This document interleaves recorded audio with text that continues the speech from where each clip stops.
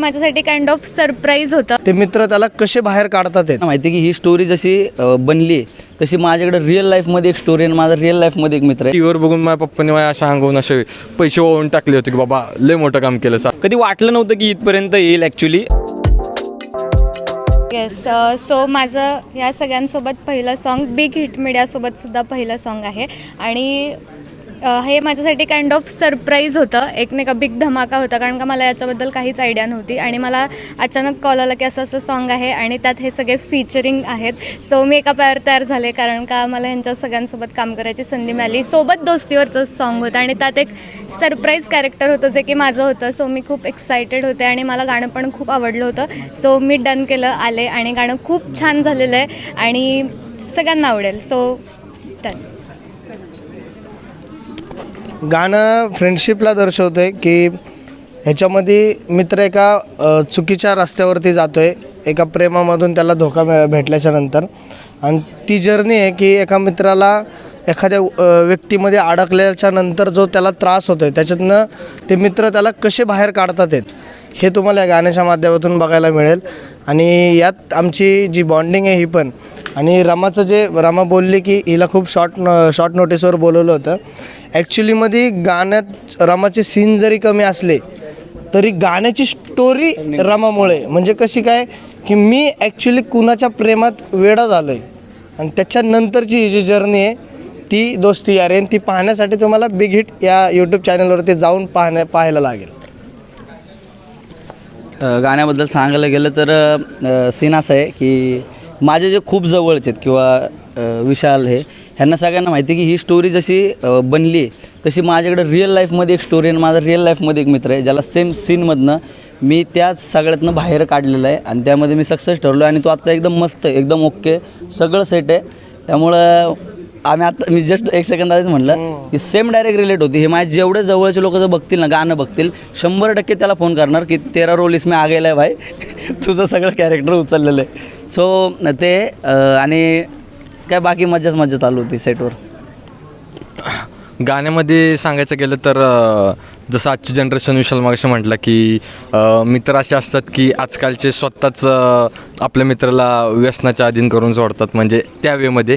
तर ह्या गाण्यामध्ये माझं जे कॅरेक्टर मी प्ले केलेलं आहे की थोडा म्हणू शकतं की विशाल ज्या गोष्टींमध्ये असं वाहून गेलेलं आहे त्या गोष्टीतून त्याला बाहेर काढणं किंवा नको त्या गोष्टींना अवॉइड करणं, हे जे कॅरेक्टर मी प्ले केलेलं आहे. तर मला असं वाटतं की ह्या गाण्यातून असंच काहीतरी बाकी सर्व जनरेशननी संदेश घ्यावा की आपण पण आपल्या मित्रांसोबत असंच वागावं की तो जर कुठं चुकीचा वागत असेल तर त्याला तिथल्या तिथं थांबवावं आणि चुकीच्या मार्गाला जाऊ देऊ नये. सो ह्या गाण्यामधून तुम्हाला ते पूर्ण डिटेलमध्ये बघायला भेटणारच आहे. सो जावा आणि गाणं नक्की बघा, तुम्हाला नक्की आवडेल. गाण्याबद्दल बोलायला गेलं तर ॲक्च्युली जसं आमचे रोल आहेत, याला दाखवलं एक सिन्सिअर मुलगा दाखवलं आहे, याला थोडंसं टपोरी टाईप दाखवलं आहे, याला थोडंसं खच्ची टाईप दाखवलं आहे प्रेमामध्ये, आणि मला थोडंसं चॉकलेट बॉय दाखवलं आहे. सो आपण सगळेजणं ॲक्च्युली कॉलेजमध्ये असताना आपलं ग्रुप असतात आणि प्रत्येक ग्रुपमध्ये असे कॅरेक्टर असतात भरलेले, प्रत्येकाला रिलेट होणारे हे कॅरेक्टर की माझ्या ग्रुपमध्ये हा पोरगा असा होता, तो पोरगा तसा होता. आणि माझं असं म्हणणं आहे की सपोज तुमचा एखादा मित्र आहे जो विशालचं कॅरेक्टर दर्शवतो, जर तो एखाद्या प्रेमामुळे तो डिमोटिवेट झाला आहे किंवा तो खूप डिप्रेशनमध्ये, तर ॲक्च्युली त्याला सोडून देऊ नका किंवा त्याला वाईट व्यसनाच्या आहारी जाऊ देऊ नका. त्याची ढाल म्हणून त्याच्यासमोर उभे राहा की ह्या सॉंगून आम्ही तेच दाखवलं की मित्र कसे ढाल बनून उभे राहतात समोर. सो सॉन्ग सगळ्याला नक्की आवडणार आहे. थँक्यू. सगळेच माझं आधीपासून ब्रो कोड आम्ही म्हणजे आमचा एक ब्रो कोड आहे. सो मी या सगळ्यांसोबत खूप कम्फर्टेबल होते आणि शूटसोबतच आमची म्हणजे ऑफ कॅमेरा पण खूप मस्ती होती, खूप फन, म्हणजे सगळं ॲटमॉस्फिअरच खूप फन होतं आणि खूप मज्जा केली आम्ही खूप मज्जा करत सीन शूट केले आणि फारच धमाल आली. अनफॉर्च्युनेटली नाही आहे, पण बघू जेव्हा कधी वेळ असेल. पण होपफुली खूप चांगलं प्रेम असावं आणि जे सॉन्गमध्ये झालं तसं काही नसावं आणि मी एक चांगली लॉयल गर्लफ्रेंड असावी रिअल लाईफमध्ये. गाण्यात तर नव्हती. हां, मग तेच मला गाण्यात मी तेच करेक्ट करणार होतो. तेच ते कॅरेक्टर होतं, बट रिअल लाईफमध्ये मी अशी नसावी आणि मी अशी नसेल. मिर्झापूरमधला डायलॉग आहे, सुरुवात मजबुरीमध्ये केली होती, आता मजा यायला लागली, असा विषय हा. म्हणजे मी जॉबला जायचो, तिथं मी टाईमपास म्हणजे मला काम नसायचं म्हणून मी रील्स बनवायला चालू केलं त्या व्हिडिओज आणि त्याच्यातनं मी फेमस झालो. फेमस झाल्याच्या नंतर मग तो ॲटिट्यूड आला मिर्झापूर टाईपचा की आता मी आलो आहे तर आता मी सरकणार नाही, आता मी इथंच थांबणार आणि हेच करत राहणार. आणि खूप भारी वाटतं की ज्यावेळेस लोक आपल्याला प्रेम करतात, आपलं कोणतंही गाणं आलं त्याला तेवढंच प्रेम देतात की असं नाही की नाही आता सारखीच गाणे येतात बोर व्हायला लागले. माझं हेच आहे की प्रत्येक गाण्यात काहीतरी वेगळं करतो. आता ह्या गाण्यामध्ये माझं कॅरेक्टर खूपच वेगळं आहे आणि माझा ऑडियन्स जो मला म्हणजे माझ्या ऑडियन्समध्ये काय आहे मोस्टली मला 90% माझी जी फॉलोअर्स आहेत ते मला दादाच मानतात. एवढी फॅमिली टाईपचं रिलेशन झालं आहे आमचं. तर त्यांना हे मी बघायला जरा थोडासा त्रास होईल, पण समजून घ्या हे एक कॅरेक्टर आहे. त्यांनी कॅरेक्टरवर तुम्ही प्रेम केलं पाहिजे. आणि जर तुम्हाला हे बघून राग आला तर मला समजन की मी जे काम केलं आहे त्याची मला पावती मिळालेली आहे, म्हणजे की मी भारी काम केलं आहे.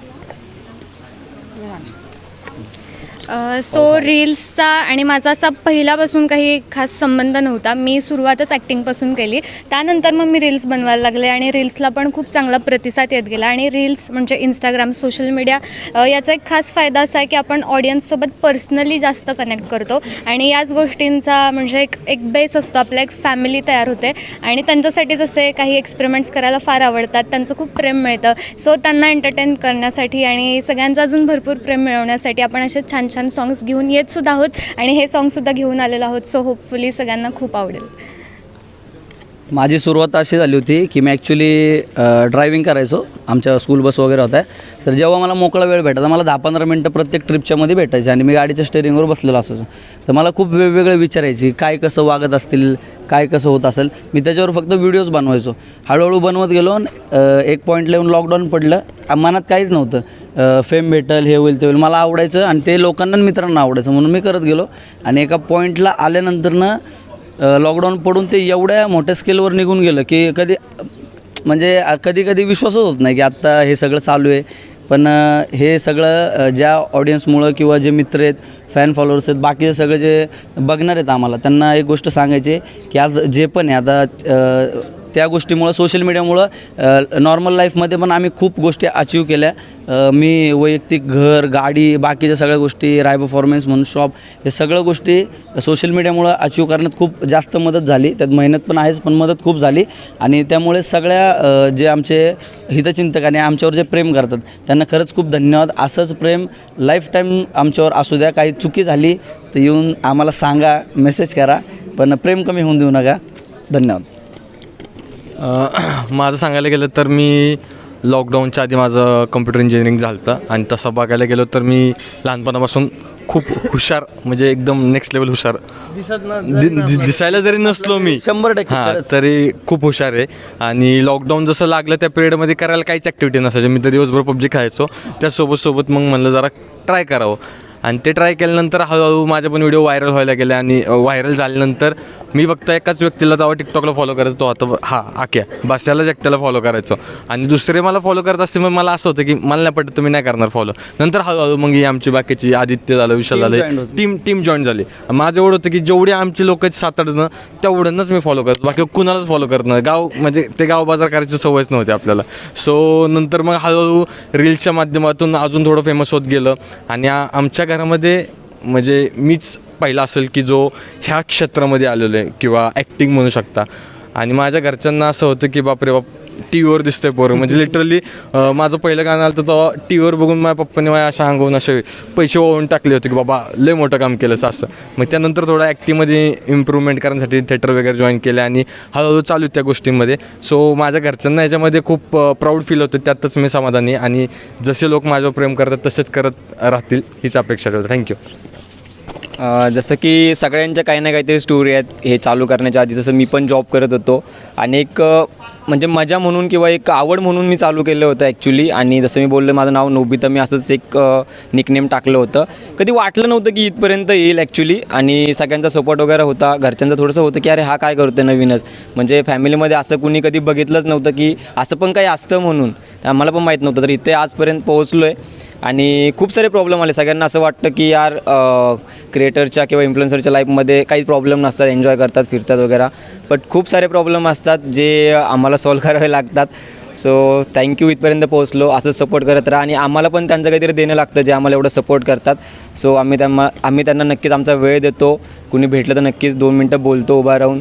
So thank you. जाता जाता हेच तुम्हाला सांगेल की भरपूर सुंदर असं गाणं आलेलं आहे. प्रेम द्या. खूप प्रेम द्या, खूप सारे रील्स बनवा. आणि माझ्याकडून एक सल्ला आहे सगळ्यांना की गाण्यामधनं दिसतंय की मित्राला व्यसनामधून बाहेर काढा आणि त्याला नक्कीच व्यसनामधून बाहेर काढा. आणि गाडी चालवताना सेफली गाडी चालवा, हेल्मेट कॅरी करा. 100% हेल्मेट नसतील रिक्षाने जा बाबा, पण एकदम सेफली जावा. पावसा पाण्याचा खूपच प्रॉब्लेम चालू आहे. आणि गाण्याला भरपूर प्रेम द्या. जय महाराष्ट्र. भेटूया नवीन गाण्याच्या नवीन इंटरव्ह्यूमध्ये.